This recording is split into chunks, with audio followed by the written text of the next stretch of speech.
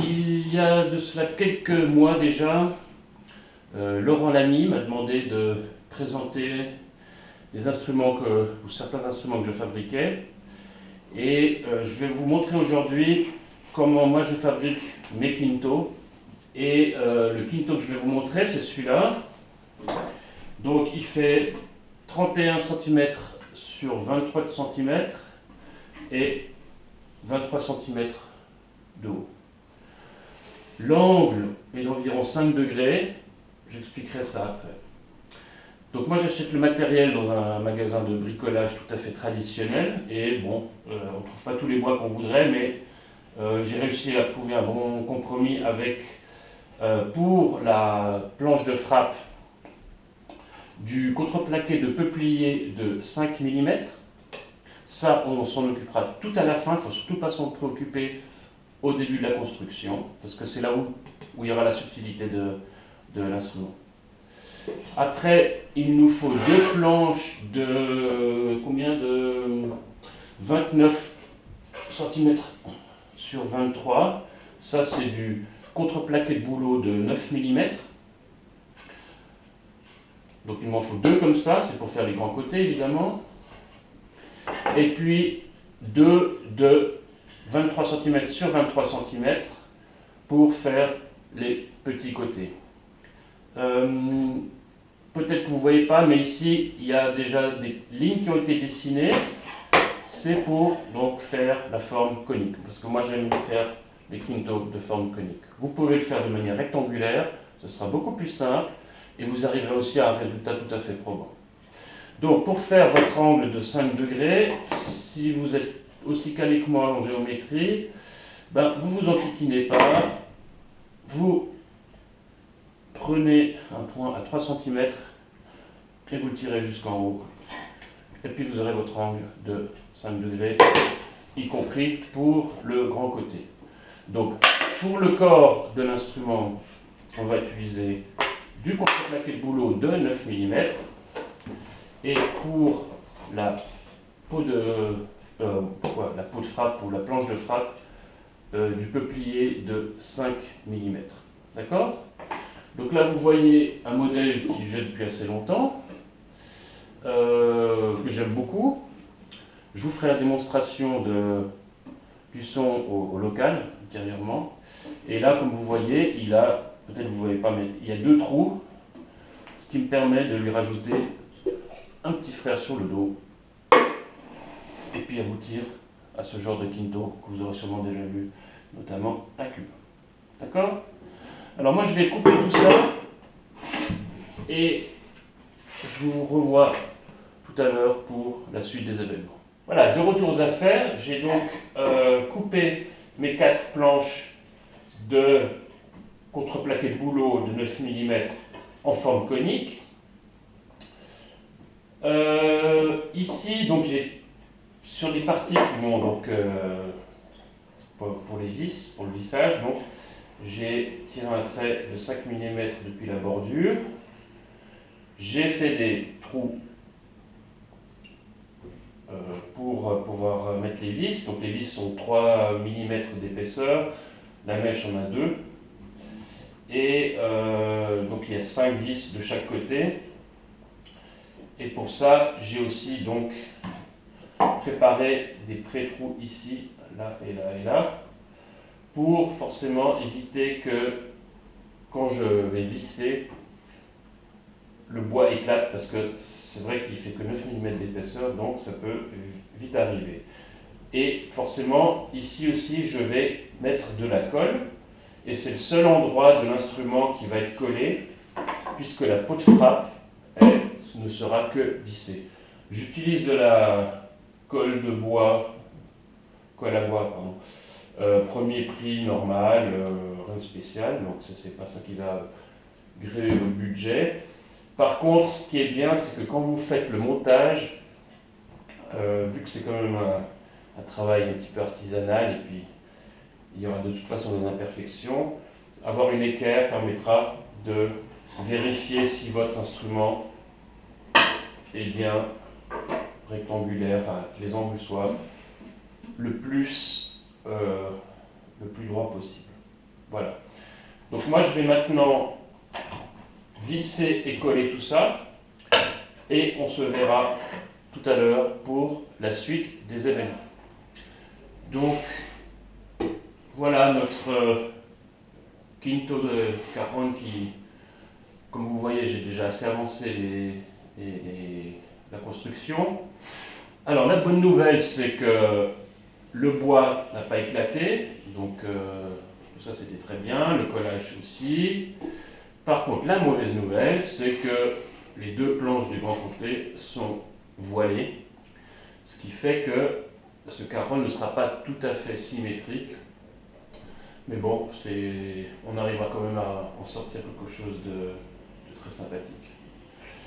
Je vous avais dit que voilà, on peut construire avec donc une épaisseur ici de 9 mm et puis visser la peau ou la planche de frappe. Par contre, cette fois-ci, donc c'est par exemple typiquement celui-ci que vous voyez, il a été construit sous cette forme-là et j'en suis déjà très content. J'ai juste voulu essayer autre chose et je pense que le résultat sera très intéressant, mais ça on le verra quand je vous ferai la démonstration au local. Qu'est-ce que j'ai fait? Alors, qu'est-ce que j'ai fait? C'est que j'ai rajouté ici à l'intérieur une baguette de bois de 6 mm d'épaisseur sur 25 mm de largeur, de profondeur, pour agrandir le bord de l'instrument et ainsi voir qu'est-ce que ça va faire comme effet et aussi éviter que comme de nouveau les vis fassent éclater le bois, ce qui n'est pas très agréable. Donc c'est ce que j'ai fait. Donc j'ai cette latte là, c'est un bois dur, c'est du hêtre, j'aime bien le hêtre. Et forcément, quand vous construisez en conique, il y aura un petit angle qu'il faudra poncer. Moi j'ai une ponceuse électrique, ça ne coûte pas très cher, ça coûte une trentaine d'euros, en tout cas en Suisse. Et ça évite pas mal de tendinite et puis de s'énerver avec un travail qui n'est pas forcément le plus drôle. Mais si vous n'avez pas de ponceuse électrique, vous n'enquiquinez pas, vous prenez une latte en bois, vous agrafez votre papier de verre et puis vous pouvez poncer comme ça et ça fera très bien l'affaire. C'est ce que je faisais jusqu'à il n'y a pas si longtemps. Même chose en dessous, pour que ce soit aussi plat. Moi je vais rajouter après à chaque angle ici des clous de tapissier pour éviter d'abîmer l'instrument quand on le pose. Et puis voilà, ça c'est à peu près le résultat qu'on voit. Comme vous voyez, j'ai déjà teinté le corps du bois, c'est pas fini, il faut que je fasse des finitions. Et chose la plus importante que je voulais mentionner, c'est la planche de frappe. Alors pourquoi est-ce que je vous avais dit en début de vidéo, ne vous occupez pas de la planche de frappe avant, enfin qu'on s'en occuperait tout à la fin, parce que des fois effectivement l'instrument n'est pas tout à fait rectangulaire, et il faut compenser après en adaptant forcément la planche de frappe au corps de l'instrument. La règle numéro 1, quand vous allez préparer des trous pour votre casserole, pas de vis dans les coins. Bon, déjà, pas de colle, ça de toute façon, et puis deuxièmement, pas de vis dans les coins. Parce que c'est ça qui va faire que l'instrument va vibrer quand on fait les tapados sur les points. Donc pour ne pas se tromper, vous ne vous compliquez pas la vie, vous faites un trou au milieu de chaque endroit, boum. Si vous optez pour le bois de l'épaisseur de 9 mm, environ vers 5 mm, si vous optez pour mettre une réglette de bois de 6 mm de plus, vous pouvez aller jusqu'à 8 mm et ça sera très bien. C'est en tout cas ce que j'ai fait. Après, ici, il y aura 3 vis, ici il y en aura aussi 3, ici il y en aura 5 et 5. Sauf à cet endroit-là, tous les autres endroits, il y a 5 cm d'espace entre chaque vis. Donc là, là, là, là, ici, ici, ici, ici, ici, et ici, ici, ici. Ici, ça sera la partie que je vais le plus solliciter, en jouant forcément. Donc là, l'écart est de 4 cm. C'est aussi pour laisser un peu plus d'espace, comme ça va permettre de justement claquer plus facilement. Le peuplier, donc c'est ma planche de frappe, c'est le contreplaqué de peuplier, est un bois assez tendre. Donc pour éviter de transpercer directement avec la vis et puis ou que ça ne tienne pas, j'ai déjà au préalable, verni de 2 couches. Bon, c'est un vernis incolore, donc peut-être ça ne se voit pas trop à la caméra. Mais voilà, ça va permettre après de faire un instrument qui aura une couleur bicolore. Nous voilà dans mon local de musique. Je vais vous présenter donc ma petite famille de quinto que j'ai fabriqué. En 2001, quand je suis rentré de mon deuxième séjour à Cuba, il n'y avait pas grand chose sur le marché, donc je me suis dit autant fabriquer moi-même. Je me suis inspiré de ce que j'avais vu à Cuba et maintenant je veux pouvoir vous les présenter. La première chose qu'on va regarder, c'est forcément comment sonne le quinto que j'ai fabriqué dans ma cuisine, avec la variante du renforcement à l'intérieur, comparativement à l'autre plus ancien où j'avais rien mis. Et vous verrez, c'est assez différent. Et puis je crois que les deux solutions sont acceptables. Je ne pense pas qu'il y en a une qui soit meilleure que l'autre. Alors, on va commencer avec l'ancien.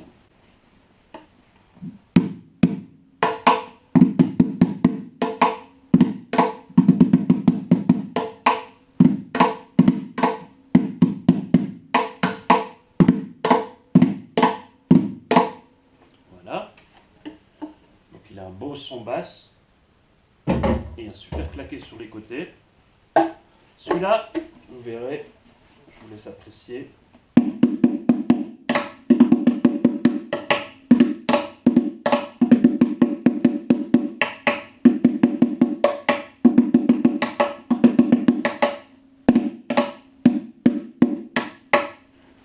Donc, comme vous avez pu le remarquer, il est plus aigu.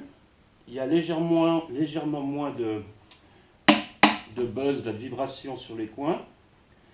C'est peut-être aussi dû au fait qu'il est tout frais. Donc à force de jouer, le bois, il va commencer à avoir un petit peu de jeu avec les vis et le bois. Ça, c'est pour les quintos. Après, à chacun de voir qu'est-ce qu'il veut. Ce qui est bien, j'aime bien, c'est sur celui-là, la planche, elle a tendance un peu à s'enfoncer. Là, il a plus de peps, je trouve.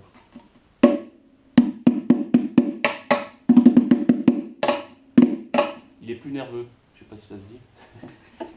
Bon, voilà, ça c'est pour les quintos. Après, je vais vous montrer le petit frère, ou je vais vous faire une petite démonstration avec le petit frère. Donc celui-là, c'est celui que j'ai fait pour pouvoir attacher derrière, puis après créer une sorte de double quinto comme ça. Et ça, vous verrez, ça c'est un turbo aussi.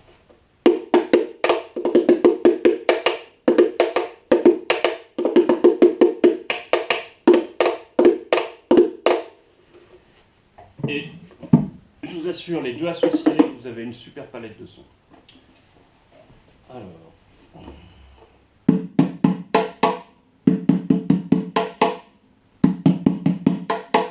Ok, ça c'est le quinto.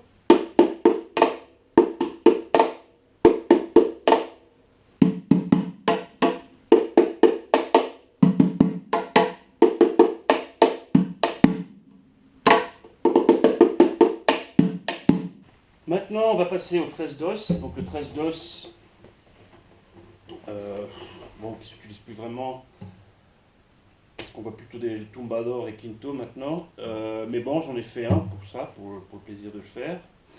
Et il sonne très bien. Il est collé, le vissé est collé, donc il n'y a pas de... Ça va plutôt sonner des sons ouverts. Et voilà. Alors.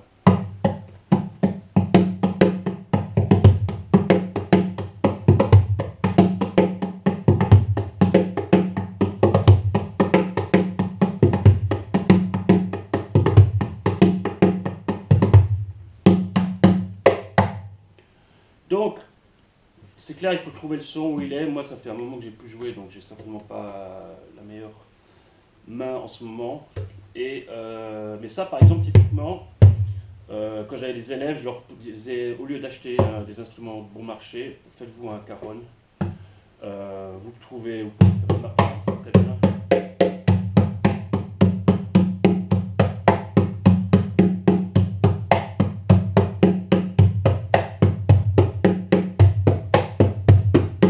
Même plus de basse que de certaines tumbadora. Pour ceux qui n'ont pas de bata et qui n'ont pas l'argent pour en acheter, bah, ça peut aussi servir à faire office de bata.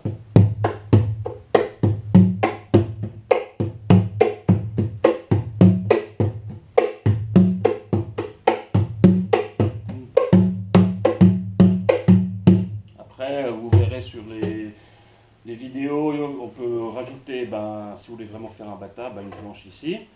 Il faudra bien sûr faire un aimant de décompression. Donc ça, après, c'est des options et des idées qui me semblent intéressantes.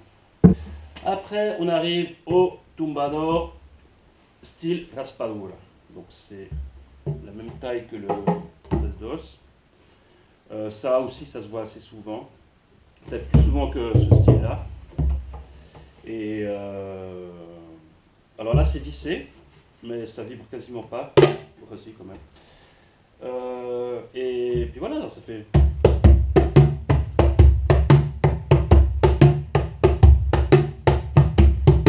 Et si on tourne, des fois, on a un son qui est différent.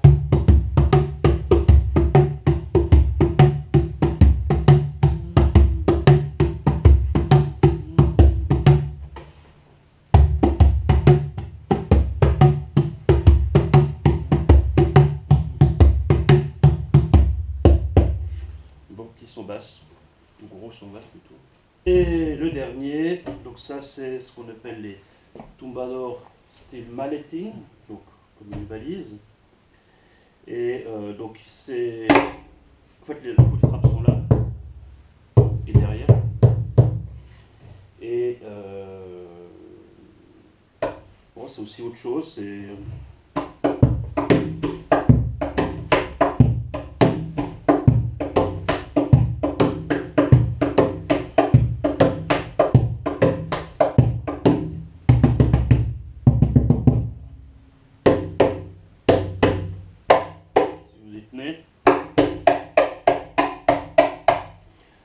Celui-là, par exemple, il a aussi un squelette à l'intérieur.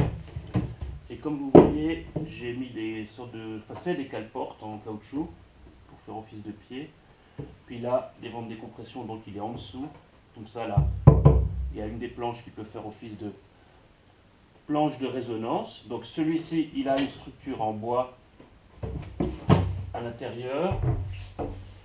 Et je vais vous donner les dimensions. Donc celui-ci, il fait 60 de large, 45 de haut et 25 de profondeur. Les vents dessous fait 22 sur 12. Okay. Celui-ci, donc le tumbador raspadura, il fait 32 sur 32 sur 65. Voilà. L'autre, il fait aussi 32 sur 32 sur 54. Le plus petit, le chiquito, fait 25, 15, 15. Voilà. Et les deux quintos, ils font 31 sur 23 et sur 23. Voilà. Vous savez tout. Maintenant, donc un quinto comme celui-ci, allez, tout casser avec 25 €, vous vous débrouillez très bien, sans les machines bien sûr. Ok? Alors, je vous souhaite bonne chance. J'espère que ça vous a plu, que ça vous a intéressé. Et peut-être à une prochaine vidéo. Ciao!